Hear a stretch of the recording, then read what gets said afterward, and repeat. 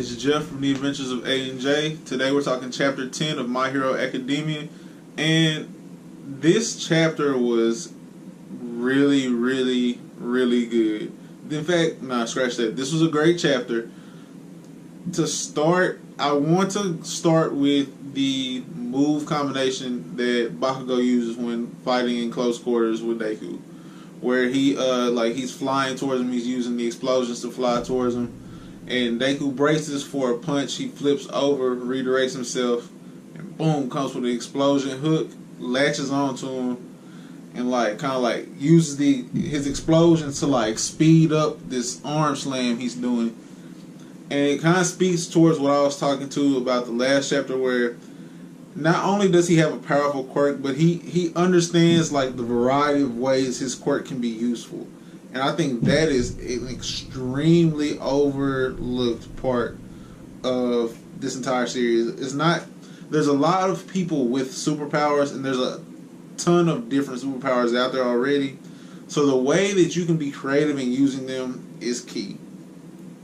Now, backtracking back to the beginning of the chapter, I am really intrigued with Ochako's development while fighting against Ida, or while going up against Ida in this assignment, because of Ida's mentality of embracing the role and doing everything 100%, and Ochako following Deku's lead throughout the entire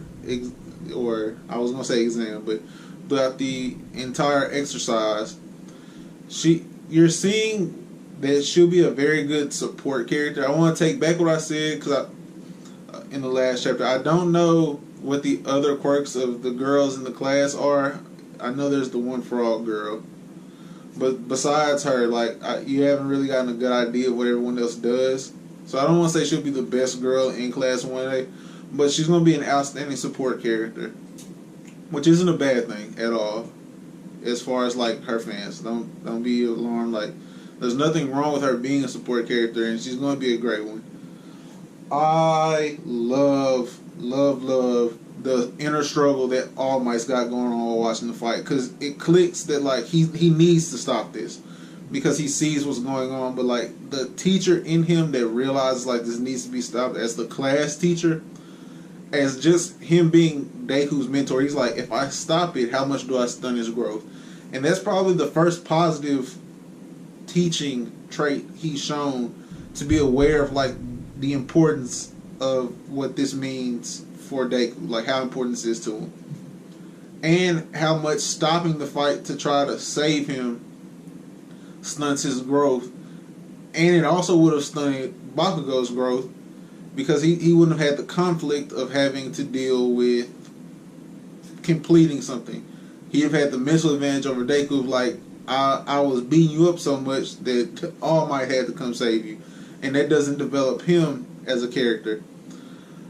I liked the teamwork still from last chapter. It was introduced last chapter, it's coming through this chapter. I love the teamwork that they're showing, Deku and Ochako. I love their teamwork. I love that they're in sync with one another, and I love that All Might's understanding, okay, maybe he has a plan besides just go fight. Because for a while there, he was come on, kid, stick to what the assignment is, and both of y'all are out of control. And he even told Bakugo, you can't use your gauntlet attack no more, because it's although it's extremely powerful, you could have killed him. You understood you could have killed him, so you aimed it perfectly to not kill him, but it still was detrimental to the assignment. But All Might's piecing all of this together. He's okay, I need to just let it happen. I need to just see how it ends. And going from that, you see that Bakugo is so calm while fighting because his natural genius is showing. It's showing.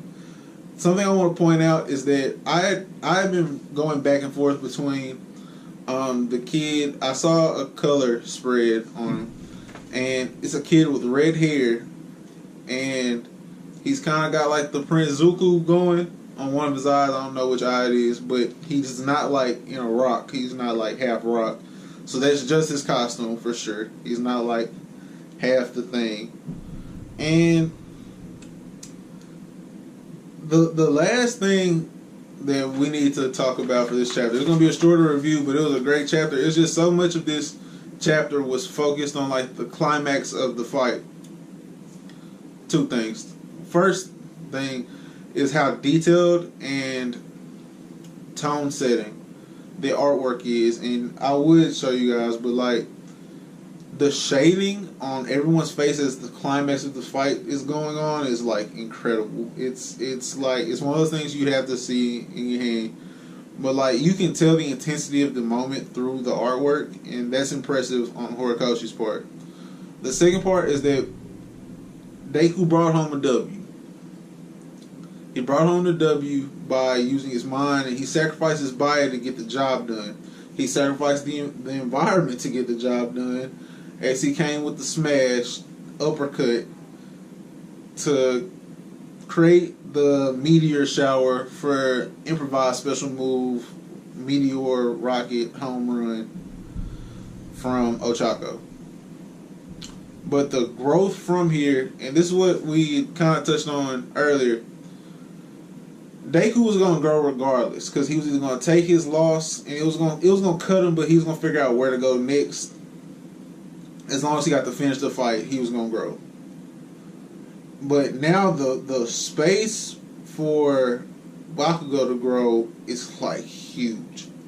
It's huge, because on one hand, he hasn't really experienced defeat before, and defeat for the first time it either makes men or it makes cowards. Facts.